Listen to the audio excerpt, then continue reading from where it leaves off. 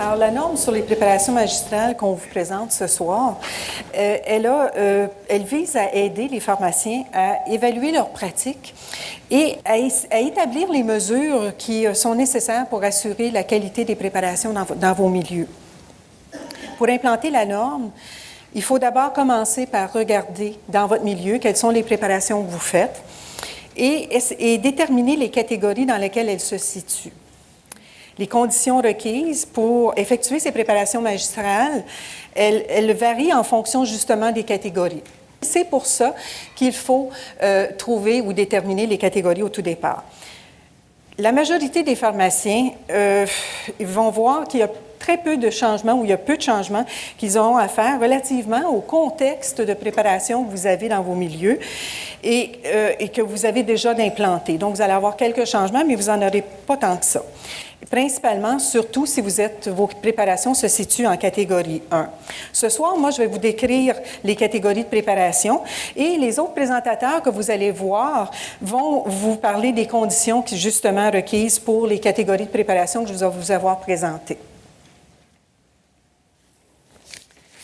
Donc, la séparation des activités en catégories, elle a pour but de faciliter l'application des conditions requises pour l'exécution des préparations stériles en toute sécurité dans vos milieux.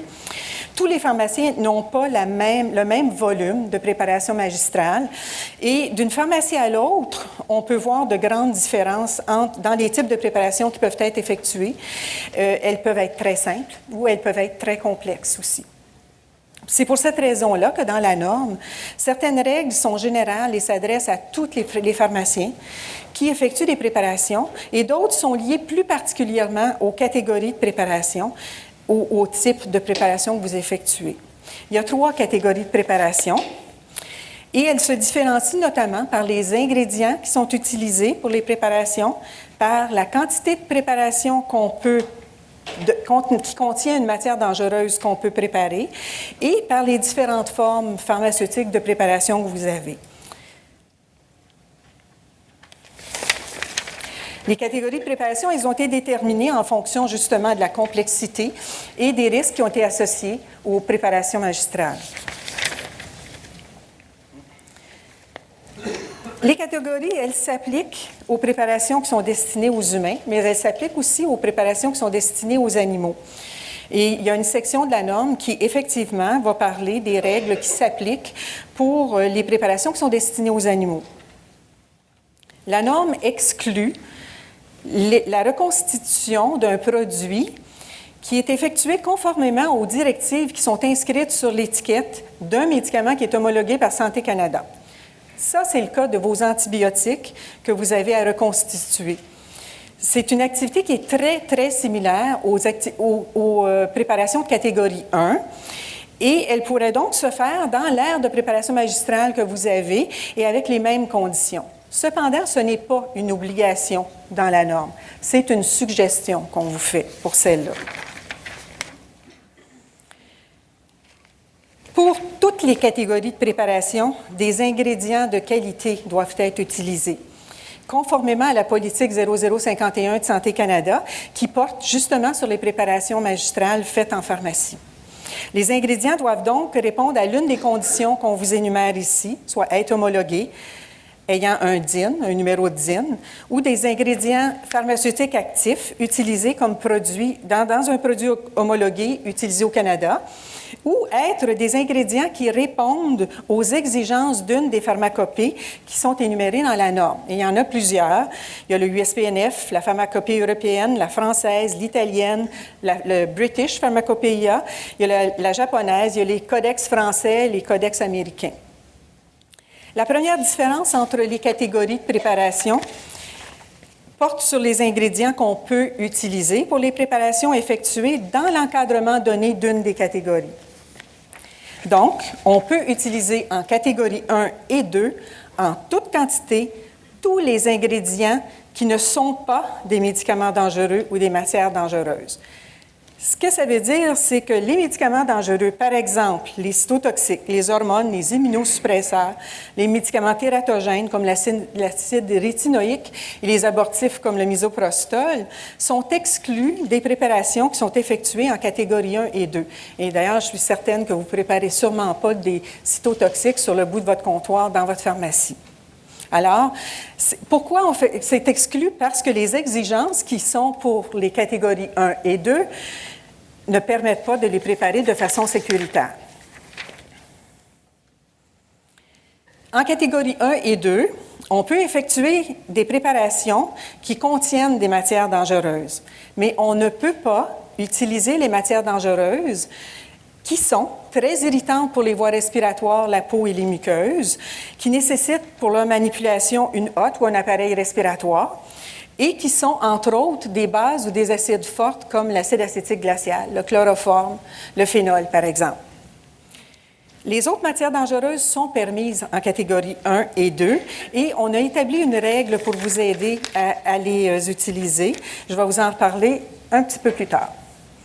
Les ingrédients utilisés pour la catégorie 3, bien, c'est ceux qu'on vous a mentionnés tantôt, les médicaments dangereux et certaines matières dangereuses qui sont exclues des catégories 1 et 2. Alors, quelle que soit la quantité à préparer, pour la catégorie 3 comprend toutes les préparations qui incluent ces produits-là. Le CIMDUT, que vous avez en parenthèse, c'est un système de classification des matières dangereuses dont Mme Bédard va vous parler un petit peu plus tard.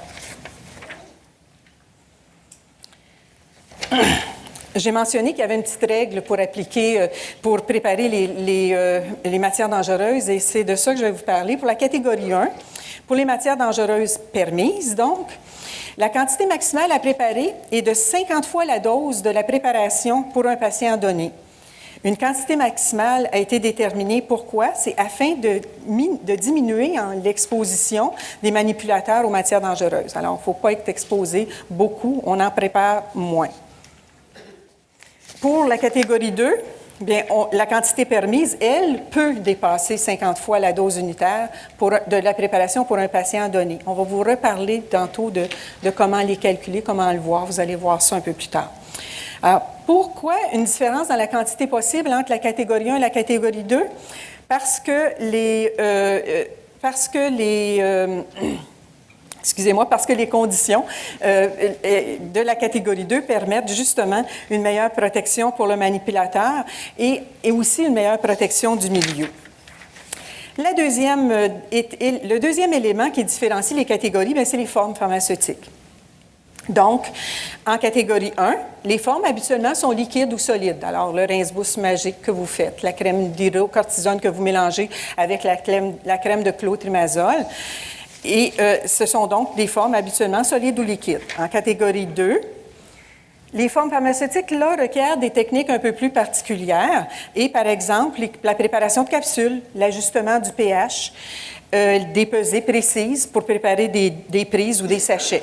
Là aussi, la différence vient du fait que les conditions de préparation vont vous permettre de mieux préparer ou de faire ça de façon plus adéquate. En catégorie 3,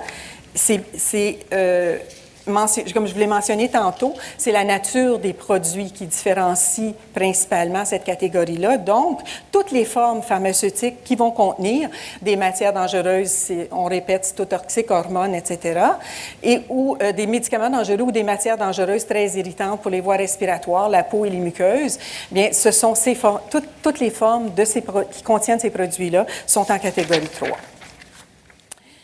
Des instruments et des appareils différents sont aussi utilisés selon les catégories. En catégorie 1, bien, c'est les instruments de base. Je suis certaine qu'on retrouve ça dans à peu près toutes les pharmacies. Cylindre gradué, balance, poids métrique, spatule, plaque de verre, tablette, papier parchemin, mortier, pilon. Ce sont des instruments qu'on retrouve habituellement ou régulièrement dans vos pharmacies. L'annexe 6 de la norme vous indique le matériel qui est utilisé pour chacune des catégories. En catégorie 2, bien, les appareils et les instruments, comme on l'a mentionné, les préparations sont un peu plus complexes. Donc, les préparations ont de différentes formes. On a besoin de différents outils. Ils sont plus spécialisés. Alors, balance à 4 décimales, moule pour suppositoire, pastilles, suçons, plaques chauffantes, mélangeurs, etc.